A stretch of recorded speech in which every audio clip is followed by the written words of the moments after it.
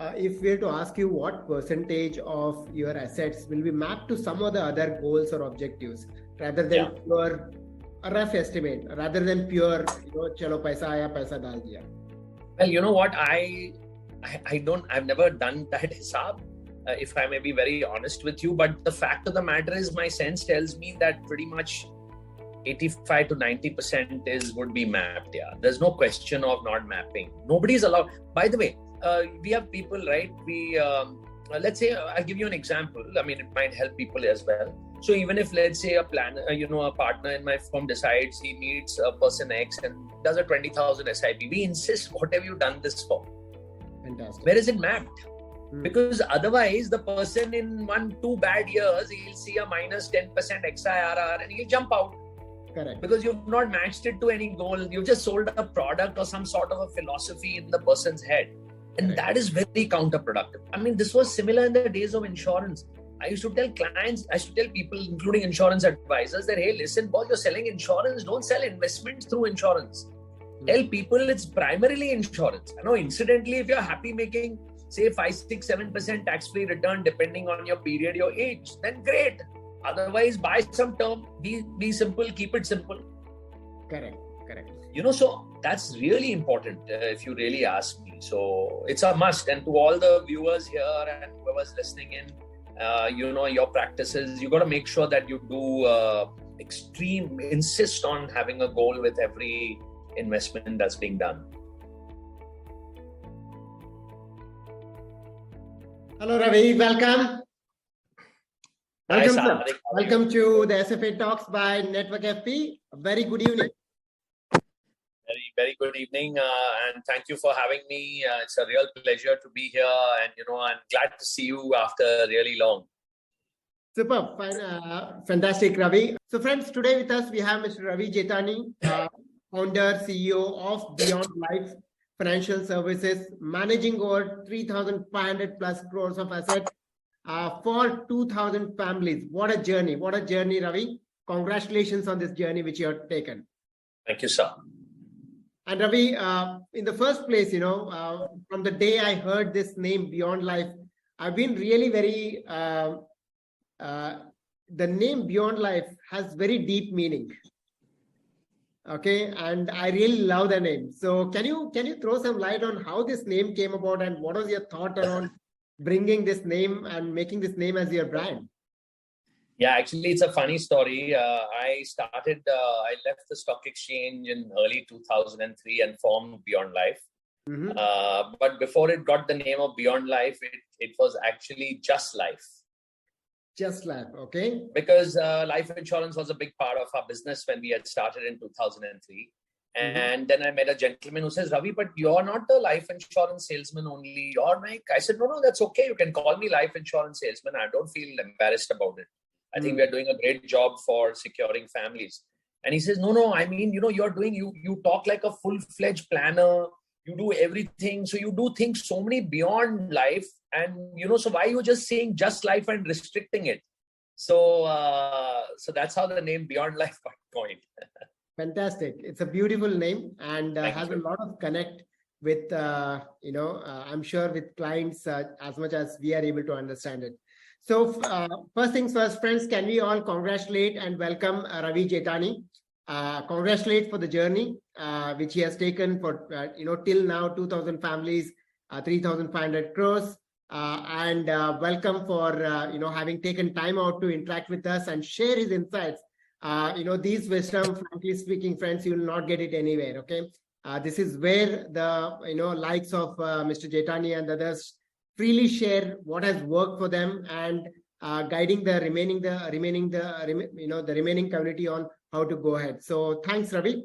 So my first question is... My pleasure. Before you move ahead, guys, thank you very much. I appreciate all your gestures. Please, you don't have to. It's taken for granted. Thank you. Thank you very much.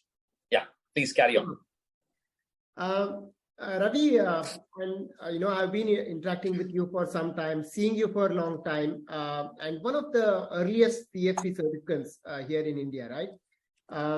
And we always at Network FP, we keep saying client first, client first, client first. And many of the times we feel that, a client first जो है वो philosophy में रह जाता है, but actually on ground practically होता है कि नहीं, पता नहीं है, और होता है तो कैसे होता है. Okay.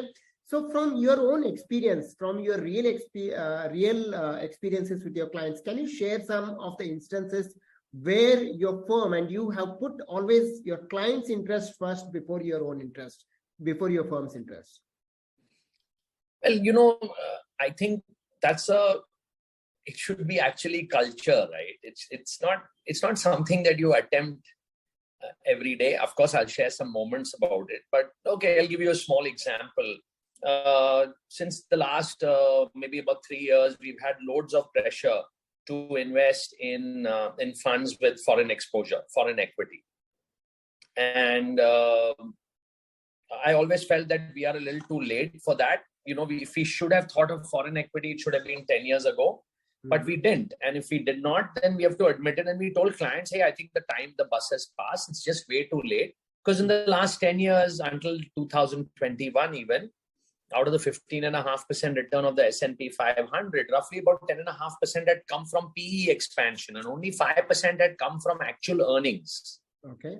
Which means when interest rates fall, P's tend to expand, and that is nothing but people getting more and more excited and wanting to gamble more. And the average holding period of S&P 500 is less than a year, Oh. So we kept telling people, don't do it. Funds were willing. There were hundreds of mutual funds and some other funds from abroad who were willing to give us very special incentives to also, look at selling. These customers were wanting it, but we have sold zero. Zero. So I even had to fight with some clients and tell them, if you want to do this, please go ahead and do it through somebody else.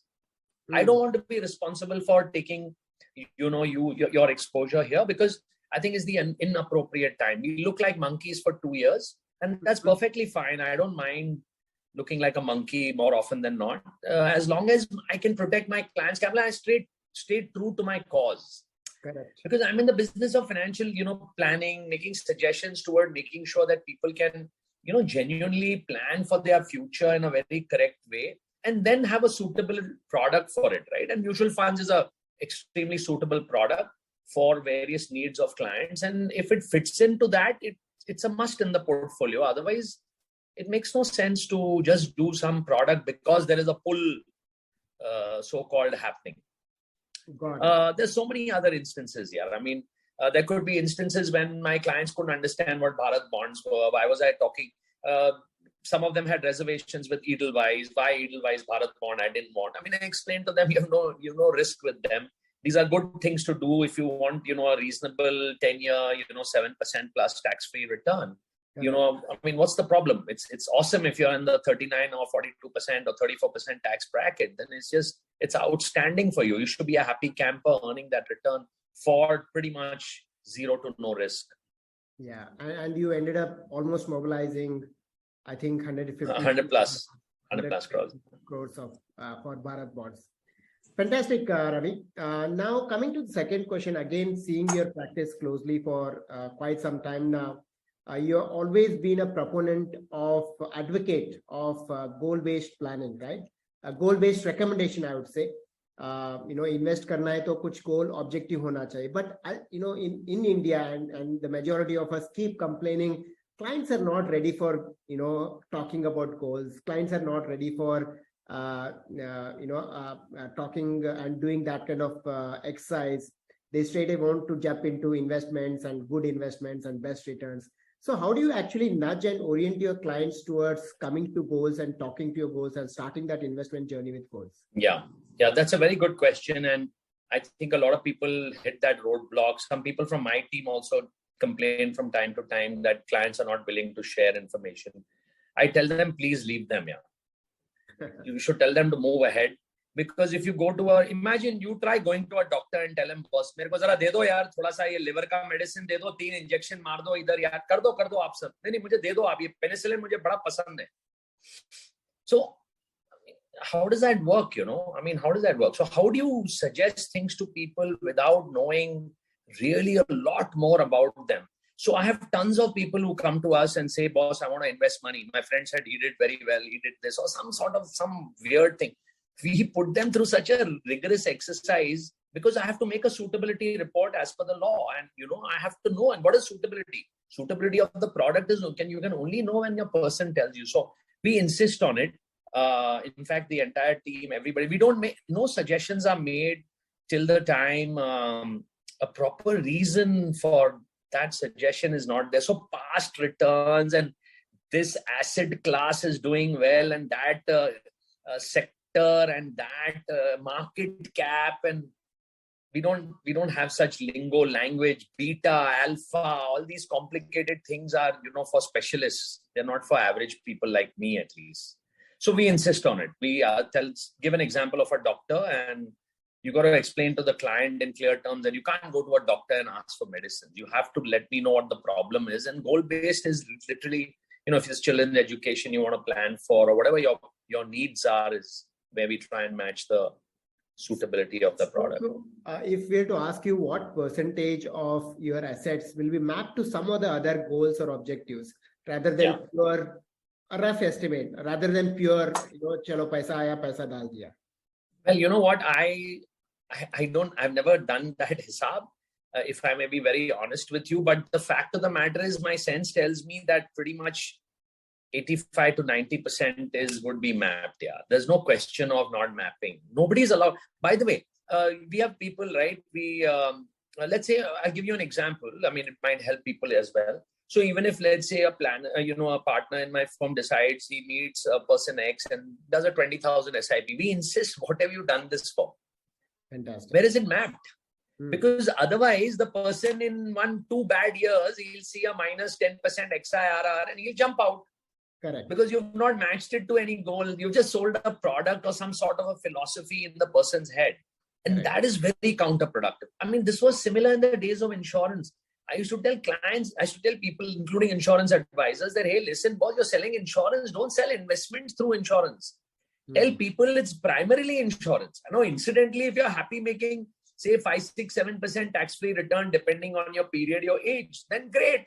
Otherwise, buy some term, be simple, keep it simple. Correct.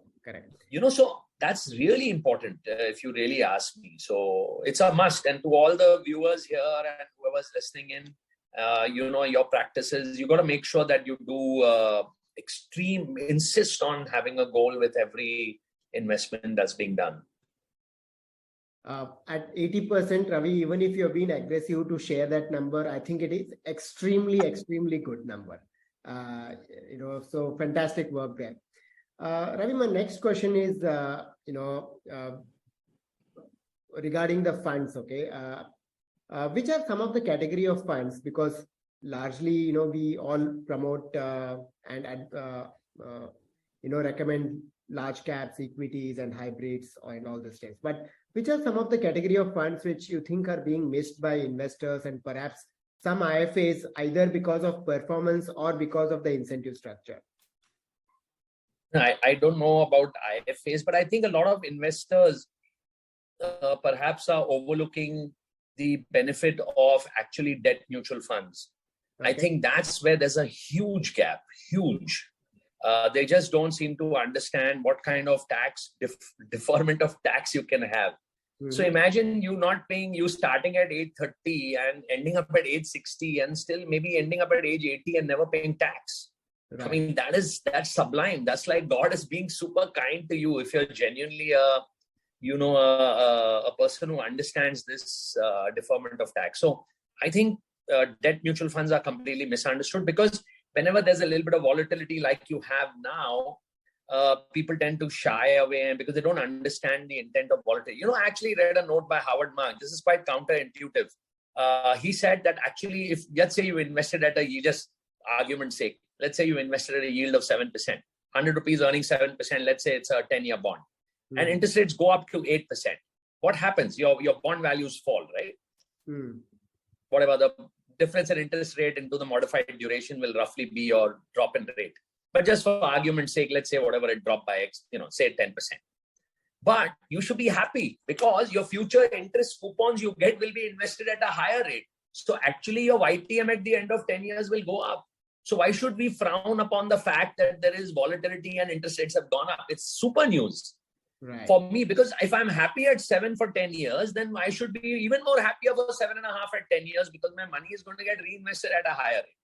So I think, and most also, I think IFAs tend to shy away from this market, because who can explain to clients interest rates have gone up? Kaun samjhaye, modified duration, maculae, ye sab kisko samajh mein aata hai, you know? So I think there's a little bit of pain there in explaining. For example, Bharat bonds also, now I'm explaining to client, Paul, why it is not 8, why it's not 7.5, why it's now showing 5. So that pain is there of hand-holding clients, even in debt. But I think that's something which is completely misunderstood. So I think the merits for the clients is tremendous. Also, for that matter, today, now funds are so smart, as in they are doing such intelligent things. I mean, they're coming out with target maturity funds with open-ended. You don't have any exit load. Means hardly some 1 month exit load, and you're allowing me to buy government gilts in a fund format where I'll pay capital gain instead of interest. Again, look at the differential, right? If I'm in the 42% tax bracket, my tax rate falls to almost 20. With indexation, it'll drop below 10. It's rocking. I mean, it's unbelievable. So I share this with my clients very, very aggressively, and I spend a lot of time explaining this to them, that what an impact it has in your returns over the next 15, 20 years. Because today, literally, I mean, even if you take one of these gilt index funds, you're actually earning, it's like Government of India paying you 9.5% when your bank rate is 7.5 pre-tax. Correct. Sure. These days, a lot of AMCs and even media has been upbeat around index funds, passive funds. What are your thoughts around this for our community? Sorry. Before I go there, I just want to, for the viewers, when I say pre-tax, means I have taken post-tax return for the index fund and then grossed it up. Huh? It's the fund is not paying 9.5. I just want to clarify that. Sometimes, because I know that comes from a lot of people. Arey, 9.5 kidhar de raha hai, fund YTM is 7.25. How can it give me 9.5? So it's after you take indexation, you come to post-tax and then you gross it up based on your tax return, your tax slab. Okay, good. I'm glad I clarified that. So your question is, what is my view on index and these funds? I think and we have been talking about it for very long now. Still it hasn't made inroads into retail investors and the IFA community. So how do you see this? You know what? It's a very debatable question, because actively managed funds ideally should be beating these index funds hands down. Obviously, after fees, etc., it becomes quite challenging, and also some of the restrictions, which internally sometimes are put on funds. Some are, of course, by the regulator, which are very correct. Some are internally also as a process of risk management, where they can't exceed a certain percentage. So if Reliance is going to cross 10% of your portfolio, and you're not going to hold 10% in Reliance, then obviously there's going to be some sort of, a divergence from the actual indexes. So though they haven't been able to do much in the large cap space, mid and small, it's clearly very visible. And plus, if I told you to please go and construct a small cap index fund for me, how will you buy 300 shares, 250 stocks? How will you buy? How will you do it? How will you construct it? So in mid and small, you'll always diverge away, because also there's no other choice, per se. So I think that in those segments, one should definitely not, I'm not a big believer of index funds, because I think stock picking makes a huge difference in mid and small. But when it comes to large cap funds, if somebody is really only looking at the index and he's super happy earning nominal GDP returns, then it's the best place to be. What's wrong with it? Yeah. I'm not against it, or I don't have any prejudices. I think that if it's required for certain set of people, it should most certainly be used. Sure.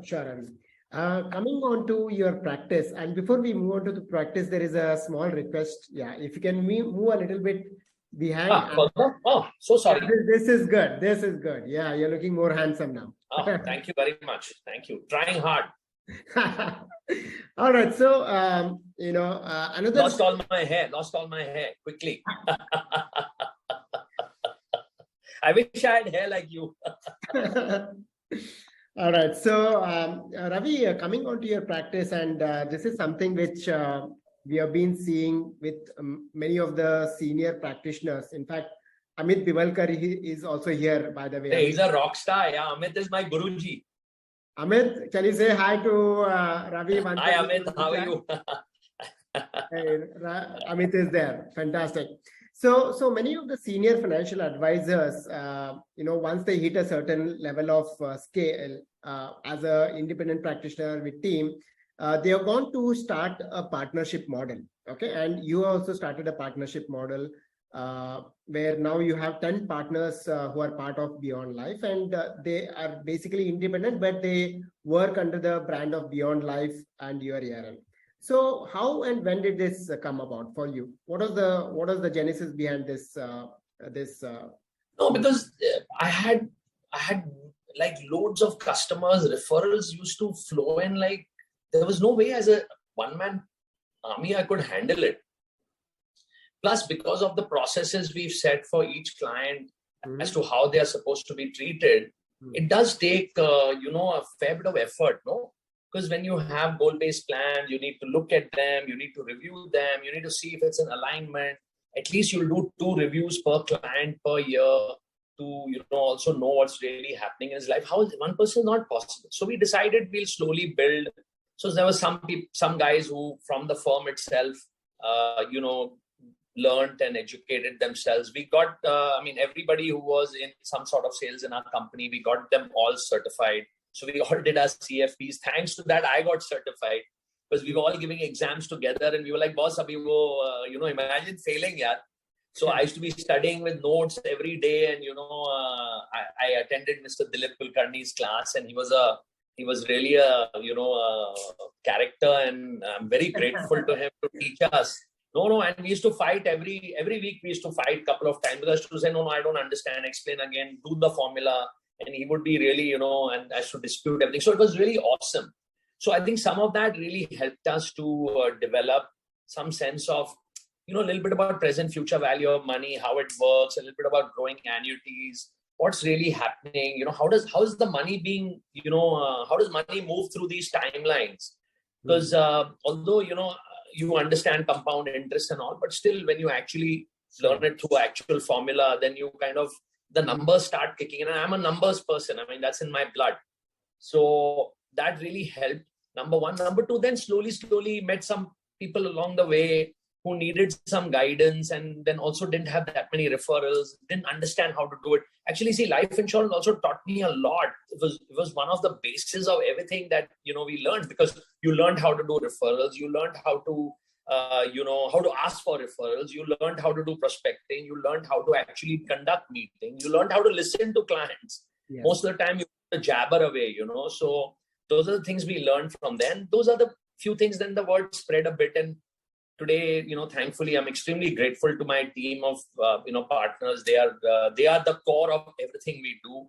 They are the absolute, and they are really top class. Okay, they're really cutting edge, and can really, and the most important thing is they are very true to their cause. And that is really the key, because when you're true to your cause, then clients are well taken care of, and automatically referrals flow, and the whole cycle basically continues.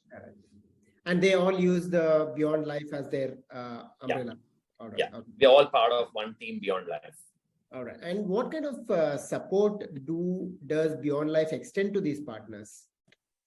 Why do they? You'll have to ask them. Bring them on the show. I'm sure there is some kind of like knowledge base or training or marketing. Yeah, of course we have constant trainings. I think I think we've got a very diverse team. We have a nuclear physicist, we have engineers, we have a trader who's been trading for 30 years. We've got somebody who's worked in real estate. We've got somebody who started absolutely at scratch. You've got me who used to be in the stock exchange, lost all my money in the 2 years during the Harshad Mehta scam, learned everything the hard way. I've been whipped doing everything for 10 years. I lost money doing pretty much everything that people do today, and all sorts of derivatives, all sorts of things. Those days, they were also, of course, called Fatka. We used to call it in the good old days.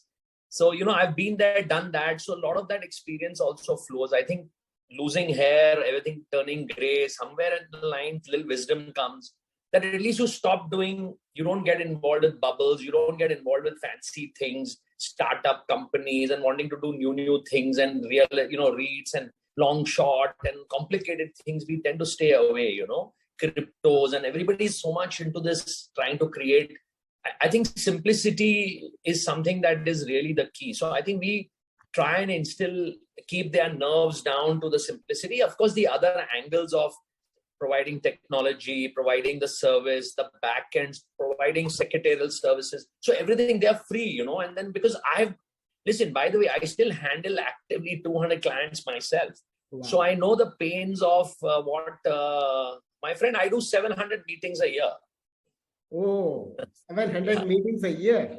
Yeah, wow. Yeah. Okay. Our firm does close to 350, 400 meetings a month. So, and it's all tracked, by the way. There's no, of course, maybe today it's come down. I'm saying I used to do 700 today and maybe less. But the fact of the matter is that these are all tracked. So everything is tracked and everything is looked back upon, and that's how improvements happen. So there's nothing in our firm that's happening which is not being tracked, and we built some softwares around it, and which is offered to the entire team, which really helps them to really do a better job for their clients. And I must in the same breath mention my partner Nikhil Anandikar, who's not here, but he's responsible for it, and I'm extremely grateful to him. And thank you, Nikhil. Sure. Ravi, HNIs, you serve mainly the HNI in the bracket of 1 crore or, on an average of so and above, right? So what do you see as the needs of, how do you see the needs of HNIs being different from retail investors when it comes to goal-based recommendations? Actually, you'd be surprised. The bigger you are, the more insecure you get. Mm-hmm. So even if I meet somebody worth, maybe 100 crore net worth, I'd still tell him, why don't we have a target of building 1,000 crores of wealth in 15 years or 20 years? Have some sort of plan, because you know what? If you really look at it, even as a business or for that matter, your wealth or whatever, if you're at station A and you can go to station 1, 2, 3, 4, 5, how do you know where to go if you really don't know where you want to go? So we try and define what your real objective is. Just saying I want high return, or just somebody says I want safe return, but I want high return, but I want to do this. These are all very vague things. So we try, and I think that they may, the difference between let's say somebody who's starting off to somebody who's maybe 40 and well settled in a good job or even in a business, I think the big difference is that having a goal is something which is lacking in everybody. That's the common thread, in fact, and that is the most important part. Yeah. But that part is very painful because you have to discuss, you have to sit, you have to put your mind to it, you have to think about what really is important to me. Because in this, look at the life we are leading, right? It's such a intense kind of situation. There's no time. Social media is hitting you 150 times a day. Your other stuff, and you have problems, you have parents, so to get out of that, to zoom out, and then to say, hey, listen, what am I really trying to achieve? No, right. So I think that is something missing in both, and more so with the guy who has the money, because he thinks that now, okay, my business is done well, so you know what? Why do I need a goal for what? But that's a big, huge mistake. So I think that's really the one. Secondly, I also feel that the guy who's just starting off is not that insecure actually, but the guy who's actually already has the money and already has a lifestyle is really insecure. Correct. So in fact, he needs all the more, to save a little more aggressively so he can maintain that elevated lifestyle. Correct. Ravi, you have been in the business and doing quite a lot of mutual funds, PMS, insurance, and mutual funds now have become a mainstream, right? After mutual funds, mainstream, almost mainstream as well. It's still not mainstream yet, a long way to go. But still, the HNIs almost all the HNIs have mutual funds in their kitty now. And have you seen, we have this aur dikha wala concept, right? So HNIs and the investors, have they started actually asking things beyond mutual fund just for the sake of it? because they want something exotic and beyond. Oh, yeah. So everyday story is that only. But the thing is that everyday story is that everybody wants it. But the thing is, that because of all the effort we've put in for the last so many years, and actually, I think you got our dates a little wrong. It's not 8 years, but actually mutual funds and financial, some sort, because prior to, being the new RI rules came out, we were like CFPs and we used to make financial plans, very normally. But of course, now we don't because it's part of us, product suitability report. But having said that, we, for the last 10, 12 years, have been just instilling this in clients, whoever is working with us, and we are following that process very rigorously. Fantastic. So at least when you're meeting existing clients and things, sometimes they do ask, what's your view on something like crypto and all, quite sheepishly, because they know the answer coming from a guy like me, right? Because I'm old school. I'm boling about sapne ko ye sab. There's no value only. How do you assess value? When I don't know how to assess value and it'll fall, how will you know what to do? Correct. Plus, when you make money and you don't know why you're making money, then how will you know when to stop? So the thing is that, I really don't have much of that. Beyond let me finish. Let me finish. I'm sorry to interrupt. But if somebody does, let's say, and this may help other people, I tell them, please feel free to buy it from Sadiq. Jao uske paas. Yeah, Mr. Y, Mr. Z, ab le lo yaar, isko kaun si badi baat hai? What exposure? Everybody is trying to hit our clients, banks, institutions, foreign guys now are coming, lots of all the wealth managers, etc., with lots of different types of tactics. Doesn't matter. How does it matter? If you're doing a good job and your client genuinely thinks you're good, he's going to stick to you. Yeah, where is the question of him leaving you because some bugger is going to give some exotic product, which more often than not, you're going to lose money in, Correct. So, yeah. Ravi, my last question around this products and product suite basket. When do you actually cross over from mutual funds to PMS and from PMS to AIF? What is that trigger in a client's life or portfolio which tells, okay, now the client should get PMS instead of a mutual fund? Yeah. So listen, I actually don't have any such thresholds कि देखो अभी आप ऐसे करो तो फिर ऐसे करेंगे, आप ये लेवल पे आ गए तो ये करेंगे, ऐसा नहीं है. Actually, the thing is that it's all very, very, very, very need driven. For example, an AIF is not something exotic. Under AIF, you can do hundreds of things. Right. So I may do a AIF which is purely debt driven for a guy who I may not be doing PMS for as well. Just as an example. But just because I like that and the client has 1 crore to invest, and if we can invest in that fund, I will. And we've done that in the past. But having said that, between PMS and mutual fund, most certainly there's a distinct difference. I think PMS, we are also, by the way, very, very careful who we offer PMSs to. Let me give you an example. Despite the fact of us doing PMS now since the last 10 years, and thankfully, it has done really, it's treated us really well. I guess because we've just stuck to, through thick and thin, which is effectively giving your investment time rather than timing it, That's really worked for us, which I think will work for most people if you do. But nevertheless, I think that PMS is for someone who, have passed a certain amount of, let's say, broad-based exposure and want some sort of concentration and be aware that there is concentration. Because when you do a PMS, you're taking concentration risk. Correct. And that concentration risk most certainly is not for everyone. And to give you an idea, going back to 2017, from 2012 to 17, we were doing phenomenally well. And 2017, the portfolio manager who I was with, or still am with, they shut a lot of their themes in 2017, didn't allow entry. And themes which were open, we used to not allow clients to come in because sometimes you've done really well during that period, which was because of massive undervaluation in 2012-13. And that was just luck. That's got nothing to do with any intelligence whatsoever. And the fact of the matter is that said, so if Sadiq, you did well, you told your uncle and your uncle told his friend, and they were all 70 years old, breaking fixed deposits and wanting to invest in PMS. We said, sorry, bye, have a nice day. Go make FDs only.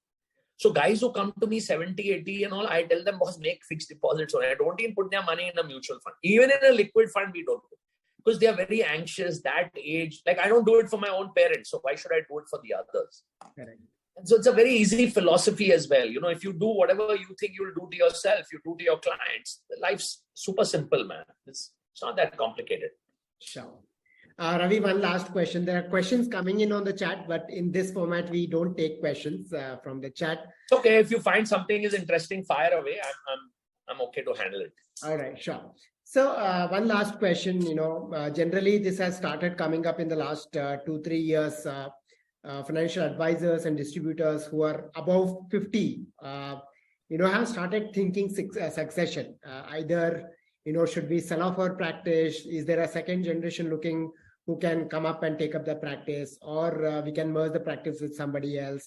So what are your succession plan for Beyond Life? And has it kind of come in, or it's still not on your cards and you're not thinking about it? Or if yes, what is that you're thinking? The thing is that this, of course, is the question you think about. And the thing is that, but it's coming up off late. Obviously, as you grow older, you really want to know, but it's not really from, can I be honest, I don't look at it from my angle. I look at it from my client's angle. So, I think that is really critical. And I really feel it from my client's angle, that how will they be looked after? Let's say I drop dead tomorrow morning, man. Very simple. So now the thing is, our firm is no longer a one-man army run by Ravi Jethani. We have a proper management team. I have my partner, Nikhil. He is younger than me, very capable. In fact, if I may say, much more capable than I am. Sure. So it's not just one person. On the other hand, if I may say so, which is my greatest assets are my partners. Because each one of them, let me tell you, has imbibed our culture to the fullest. And each one of them are capable of running this firm. Fantastic. So today we are not one, we are an army of 12 guys who can come and fire away, given whatever positions, because they know what to do. They may not be, maybe a junior guy, a partner may not be able to handle a client worth 100 crores. That's a different proposition altogether. But we have enough guys in our team who are capable of having a 100 crore guy, 50 crore guy, 10 crore guy, 5 crore guy, 2 crore guy, 50 lakh guy, even a 10 lakh guy. No problem. Sure. Got it. But to complete that question, I do feel that I think we are heading on the right path. We have a proper team of consultants who we've hired to actually institutionalize it even more without losing our culture. Very, very important. Fantastic. There's one question coming from Farhad. I think it's going to be an evergreen question. Hi Farhad, how are you? I know Farhad. Hey, hi. Farhad, Captain. Yes, Mr. Captain. Okay. So how do you handle direct code versus regular code? Do you want to answer that? Of course. Why? I am very happy to answer it. Nothing wrong, boss. Please, direct codes are very good. You'll save 0.5%. If you think I'm not worth 0.5%, then you are blind, boss. Please carry on fast. Jaldi jaake karo. Simple. Nothing wrong. You don't need a doctor. You can do all your own planning. You'll do see, I've seen this umpteen number of times. Usually happens in market peaks. 2017, I must have met about 20 people who were doing direct investments. When I met them, they said, "Oh, very good. These are my investments. Why don't you look at them?" And you know what it was? They were holding all small cap funds in 2017. And then you'll see them in falling interest rate scenario. If you look at the debt side, you'll find them all with gilt funds. How can you buy gilt funds when yields have come down to 5.5%? Are you crazy or what? In a country with inflation of average of 6. So you learn the hard way doing direct, no problem. There are people who are very sharp and they may do direct, and I'm nothing against it. My limited point is, please feel free, boss. If you think I'm not worth 0.5% and 1%, then why are you talking to me? You should not talk to me only in the first place. Fantastic. One last, I think I would have anyways asked it. What is your piece of advice for younger generation? And he says peace, P-E-A-C. And actually, what is piece of advice for being at peace? What is the next generation who is wanting to come into this profession? Oh, who want to come into this profession? Okay, Yes. okay. Is that what you're saying? Well, I think that the one piece of advice is by far the most important thing to remember is there is a reasonable pain period at the beginning of the journey. So the first 5 years, you've got to take pain, and for the rest of your life, you'll never look back. Yeah. And most importantly, study hard. There is no question of not studying. So I think Network FP is one great platform. By the way, I'm sending my daughter to Network FP. So guys, it's a place that you guys should most certainly attend. I think Sadiq and team are doing a great job, and they'll really, shape everybody up. So I think continuing education, be willing to take some pain at the beginning of the journey, deferred compensation. If you don't understand these words, don't enter this trade at all. Fantastic, Ravi. And thanks for trusting Network FP with your, second generation, next generation. And I always say, Ravi, to all the financial advisors, our profession, as a profession, we are successful the day our next generation comes to our profession by choice. So glad to see the next generation coming into your and taking up and being in personal finance space. And thanks a lot for joining in. Any last piece of advice, or friends, can we all thank Ravi? Whatever you guys want. If you want, I can answer more questions. I don't usually do all these interviews, and I'm not usually there, but I'm very happy to be here. I think that so to everyone, if you would you like me to say something? Okay, yes, great. So thanks, Sadiq. Thank you for your kind words. Thank you, Network FP. I really appreciate you guys having me here. Call me whenever you want, in whichever way I can help your students, or if I can help anybody in the community, I'm very happy to do so. Also, if anybody ever wants to reach out and talk to me, that's not a big deal. Maybe you can share my email with them, and you can email me, and we can look at some ways where I can be of some help to you. I'm very happy to help with no strings attached. Absolutely. Lastly, I must say that that we are in a very, very all of us, and I'm assuming most of these guys here are in some sort of distribution or as an advisor category role. I think that if we stop looking at our businesses as AUM, commissions, money, and everything for us, and we turn that around and you really look at it from the angle of actually really what you're doing, right? Because you're affecting, Sadiq, we are affecting people's lives. Yeah, we are affecting people's children's education. We are affecting their marriages. We are affecting their retirements. We are affecting their health. We are affecting their family security with life insurances. I mean, if we are not really true to our cause, how do you expect us and our families to be happy in life because you'll make some more money? I mean, it's not possible. Karma doesn't work like that. Absolutely. So I think that if you believe in that cycle of, you do some good for people, and you keep it true, you stay true to your cause, I think it's going to do wonders for you. And believe me, all these assets, AUM, I've never even thought of it, Sadiq. I just put blinders on and just keep doing what I'm doing because I really think that's the key, because if you think of too much of AUM and all, it'll never happen. I mean, at least I don't think so, Fantastic. And you'll land up doing the incorrect things along the way. So yeah, that's where I am. And good luck to all of you all. I wish you all the best, and good luck to Network FP. Thank you, sir. Thanks for joining in. Friends, can you please put your hands together on the chat and thank Mr. Ravi Jethani for joining us here today on the SFA Talks by Network FP. Thank you so much, sir. It's my pleasure, sir. You have a wonderful day ahead.